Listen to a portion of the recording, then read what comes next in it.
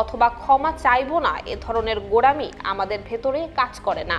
এ ধরনের দল এই মানসিকতার দল আওয়ামী লীগ নয়। জুলাই আগস্টের ছাত্র আন্দোলন দমাতে আওয়ামী লীগ যে ভূমিকা নিয়েছিল তা নিয়ে দলটির কোনো অনুশোচনা রয়েছে কিনা এমন প্রশ্নের জবাবে ওই ফোন আলাপে নাসিম আরও বলেন, অনুশোচনা কি কারাগারের ভেতরে বসে করবে আওয়ামী লীগ, নাকি জঙ্গলে পাহাড়ে কিংবা নির্বাসনে থেকে অনুশোচনা করবে? কিভাবে করবে? সেজন্য তো উপযুক্ত পরিবেশ নিশ্চিত করতে হবে। সেই সুযোগটা কি দেশে আছে এখন? স্বাভাবিক পরিস্থিতি হলে নিজেরা দলগত মূল্যায়নের মাধ্যমে ভুল চিহ্নিত করে আমরা কি ক্ষমা চাইতে পারি না?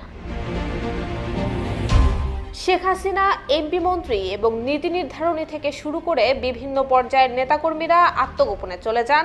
অনেকে দেশও ছেড়েছেন, কেউ কেউ আশ্রয় নিয়েছেন পার্শ্ববর্তী দেশ ভারতে। এ প্রসঙ্গে নাসিম বলেন, কৌশলগত কারণে দেশের বাইরে অবস্থান করছি।